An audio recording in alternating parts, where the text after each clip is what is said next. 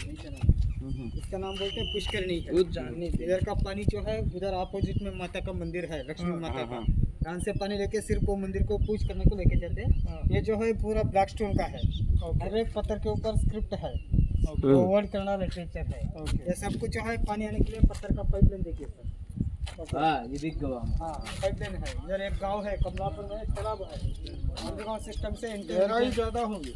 अभी पानी से अभी 15 फीट डीप है। सुनो, 1 2 3 4 5 दिख रहे सर। ये पूरा मिला के एक ऐसा वाला इसमें टोटल 9 ऐसा स्टेप 25 इस तरफ 25 इस तरफ 25 टोटल 100 है।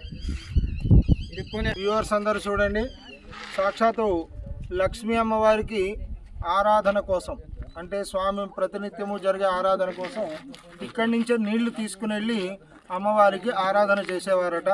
అందరూ ఒకసారి దర్శనం చేసుకోండి. ఆ కాలంలో మనం ఎట్లా లేము, కనీసం ఇప్పుడన్నా చూసి నమస్కారం చేసుకుంటే సాక్షాత్ వాళ్ళ యొక్క అనుగ్రహం కూడా పొందుతాం.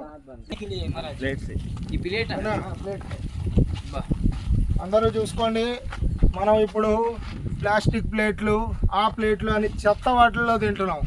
ఆ కాలం వాళ్ళు అంత గట్టిగా ఉండడానికి గల కారణం ఇలాంటి రాతి ప్లేట్లలో తినేవారు గట్టిగా ఉన్నారు. కాబట్టి మీరు కూడా అలానే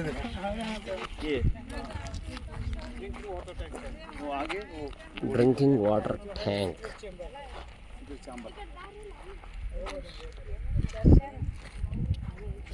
ఇప్పుడైతే మనం కుండల్లో ప్లాస్టిక్ డబ్బాల్లో దాచిపెట్టుకుంటున్నాం. అప్పటి వాళ్ళు రాళ్లతోనే ట్యాంక్ కట్టేసి దాంట్లోనే తాగేవారు. చూడండి అందరూ.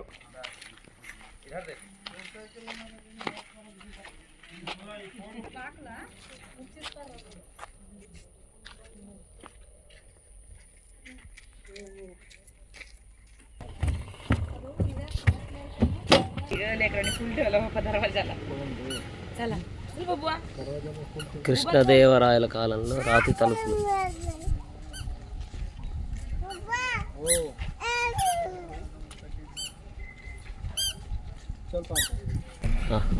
అందరూ ఇప్పటివరకు రాజుల వాళ్ళు వాళ్ళ కొడుకులు అందరూ ఆడిన వీడియోస్ చూశారు కదా. ఇప్పుడు कहाँ जा रहे भैया? रानी का नेचुरल एयर कंडीशन रूम, येनुगोशाला। एक पानी का टैंक है, इसके नीचे छोटा छोटा मिट्टी का पाइपलाइन है। वो पाइपलाइन से सब पानी नीचे गिरता है। जहाँ से हवा जाए तो एंटायर बिल्डिंग कोल्ड हो जाएगा। इसका नाम बोलते हैं लोटस महल, कमला महल और चित्रांगी महल बोलते हैं। उस समय में राजा कृष्णदेवराय 15वीं सेंचुरी में रानी के लिए निर्माण किया।